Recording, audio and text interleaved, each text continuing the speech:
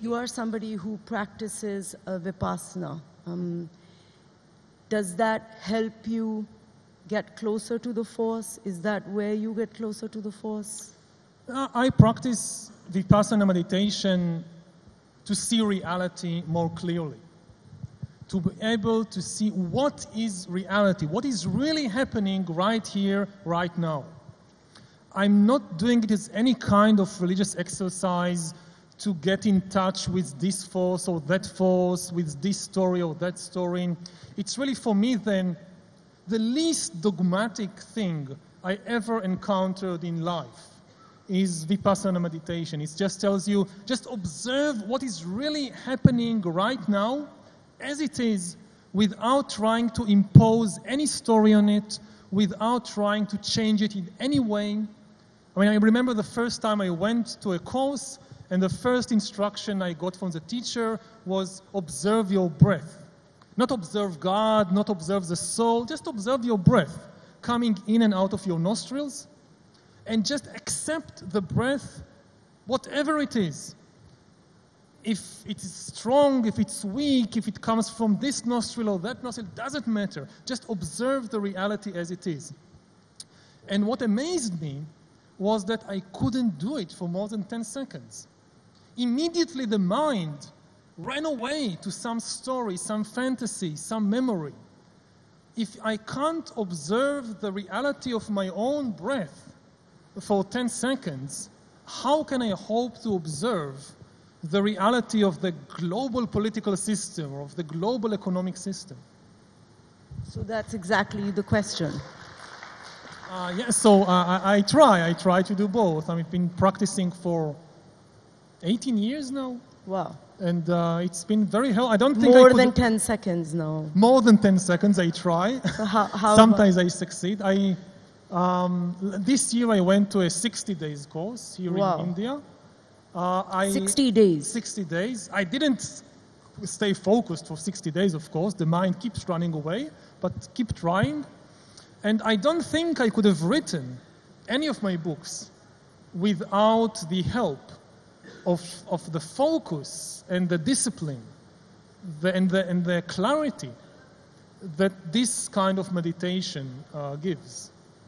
So when you're deep in meditation, I'm dying to ask this question, and we have quite a lot of people from Bollywood here today, so they've obviously seen some of these films. Does everything start looking like in algorithms and codes, like in Matrix? No. He evolves. You have a pain in the stomach and your knee hurts, then the mind runs away to some memory that, I should have said this, I should have said that. And this is how you get to know yourself. I think many people make a mistake about meditation, that they think meditation is a tool to get all kinds of special experiences. Mm-hmm. Like I go to an amusement park, and this is another kind of amusement park. I'll use meditation to have all kinds of special experiences. And actually, I think the most important benefit of meditation is to get to know the most ordinary, daily, natural patterns of your mind and of your body. To get to know your anger, your pain, your joy, your boredom, because this is what you have to deal with in life. If meditation is a kind of vacation, like for a couple of days I have these special experiences, but then for most of the year I still have to deal with my anger and my boredom, it didn't really help me. Is this the purpose of life? Is this the purpose of life? As you see it. Well, I think that the key to a good life is to be able to observe reality as it is. To really what is the truth about myself and about the world, without running away to all kinds of fantasies and stories and fictions. And I think if you can observe to some degree reality as it is, you won't just be a much better person, but you will probably be a much more peaceful and happy person, because the deep source of so much of our personal and collective problems is in the fantasies that we create, and then we mistake them for reality, and then we try to impose them on reality, and we get extremely upset when it doesn't work, when reality doesn't conform to our favorite fantasy. But it's also part of the paradox, because what you're saying is sit quietly in meditation, go in, and then we have all this technology constantly calling out to us. I mean, everyone here, I'm sure, would agree with me that if your phone is away from you for 5 minutes, you're like, where's my phone? Where's my phone? Where's my phone? You're checking your phone at least 80 times a day. Exactly. So observe that. I mean, what's happening to you when you're away from your phone? What's happening in your body? You will see that there are a lot of unpleasant sensations in your body at the time. What's happening in your mind? This is how you get to know yourself. You get to know yourself not by observing some blissful, metaphysical, mystical experience. You get to know yourself by observing what happens to me when the phone is away. And once you witness how much misery I am inflicting on myself by my own habits, this can help you in changing these harmful habits. So one of the things you said before is that suffering is a sign of consciousness. If something suffers, then it's real and it's conscious. Then is our purpose to suffer rather than be happy? Certainly not. I'm not saying that we are here to suffer. We can liberate ourselves from suffering.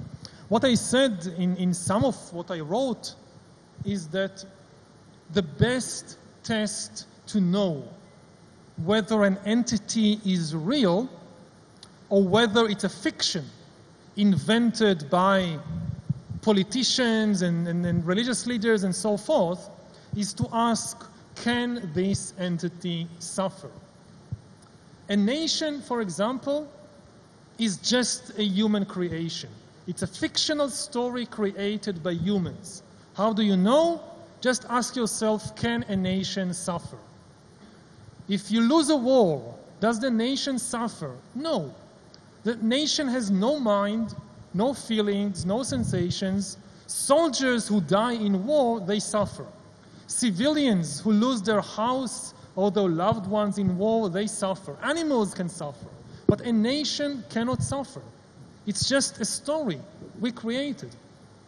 So this is the idea of the test of suffering as a test to know whether something is real or not. Similarly, I don't know, if you have some temple and somebody destroys the temple doesn't suffer. Only people suffer. The people who care about this temple, when they hear that it is destroyed, they have a very unpleasant sensation in the body. They have very unpleasant emotions in the mind. They suffer. But the temple, it's just, stones and bricks and wood and so forth. But it represents a certain amount of emotions. Now, there's a temple in Israel which is connected to everything. We have a temple here as well which is kind of connected to everything. So yeah, but we invest the temple with importance. We suffer when the temple is destroyed. We rejoice when the temple is built. It's really about us, not about the temple. And I would say also to people in Israel who care very much about the temple that the deep purpose of a place like a temple is to bring peace and harmony to the world, to make people, I go to a temple to experience peace and harmony. Now, if a temple brings violence and disharmony to the world, it's a broken temple. What do you need it for? Thank you.